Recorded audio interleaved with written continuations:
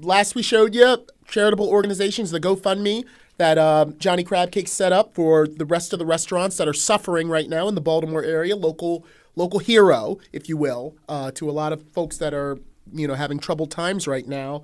But we wanted to talk a little bit more about giving.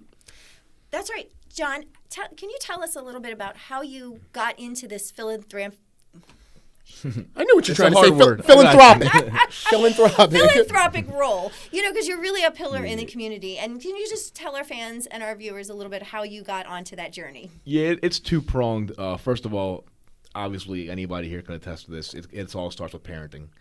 And my father used to beat it into our heads that he came here literally with nothing in his pocket, didn't know the language, and the community embraced him. And they would real also, American dream. Yeah, there you go. And he would say, this community gave me everything I have, so you have to give everything you have back. And the next part of that was, and you're going to find this out with your son, Loyola. It's like a really special place. And of all the takeaways that you get from there, and they had me for 7 years, middle school and high school, is to be a man for others. And that goes with most Jesuit schools. They teach you that, and you go on retreats, and it's a way of life. And then, I've been fortunate enough to have a little bit of success here recently, and I've just been able to amplify my efforts.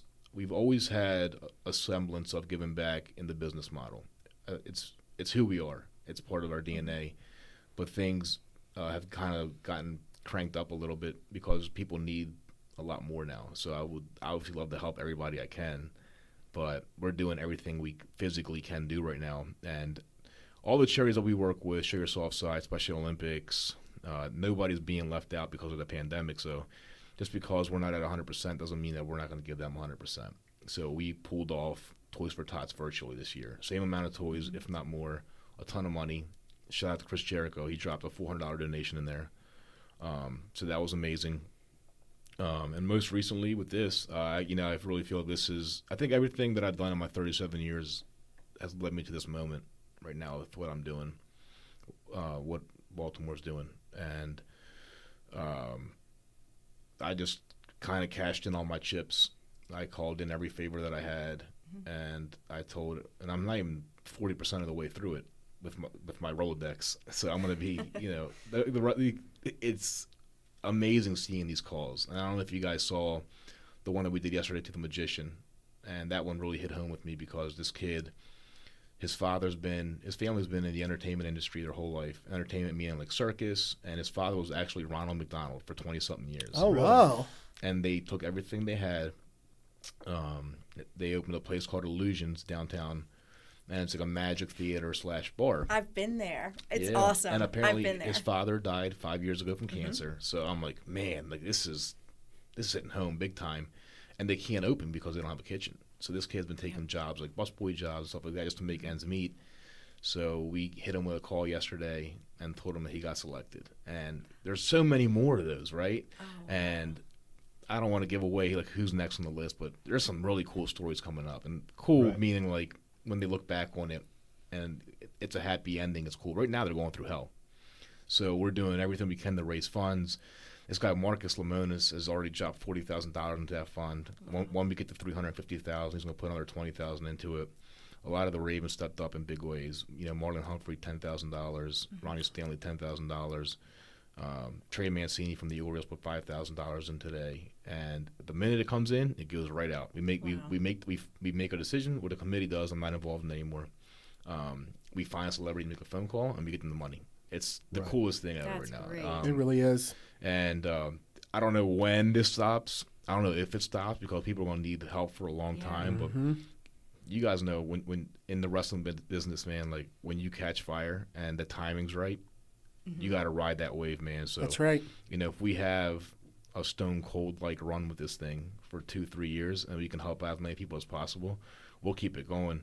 At some point, I got to transition it off the Jimmy social media because we're not even advertising like crab cakes and stuff anymore. It's all like, hey, we need your money to save these other restaurants. Well, now, is this trend and this movement going to spread? What do you think so about because you said you saw me on Fox 45, but I've literally done every media that I can do this whole week. Fox 45, WBAL. One of my best friends right now is has become Rick Ritter from WJZ. So Oh, right on. He's always putting us on WJZ as much as he can. At some point, I do expect like the wrestling sites to pick up on this because the wrestlers are becoming involved with it. I'm just, Rick always told me never say no to any media because you never know where it could end up. So if Absolutely. a podcast that you're going to mock because it's like two guys in the basement has 3 listeners, one of those 3 listeners might become a customer and spend, $100 with you for the next 20 years. Absolutely, yeah. So, we're just trying to spread this message as much as possible. If a national outlet comes along at some point, I'd love to talk to them. But I think this is national news because of social media. This guy, Marcus Lemonis, he's got a CNBC show. He's adopted by Greeks, and he's, really become touched by this. Like, he has millions of followers, and he's checking in on this seafood restaurant in Dundalk. Right. To see how far along they are. And just today he tweeted at us, hey, pick up the pace. I'm trying to give you more money. So, I'm hitting up a couple NBA guys today. I'm like, hey, this is what we're doing. And nobody said no. So it shows you how genuine this really is. And especially when they see these videos coming out of these people with, tears in their eyes. Because, God, Dan, imagine you've worked on this your whole life and something completely out of your control takes it away from you. It's not right. Yeah. And these people have had it taken away from them, and it's not right because they're just they're literally losing not only their customers, but their employees to the counties.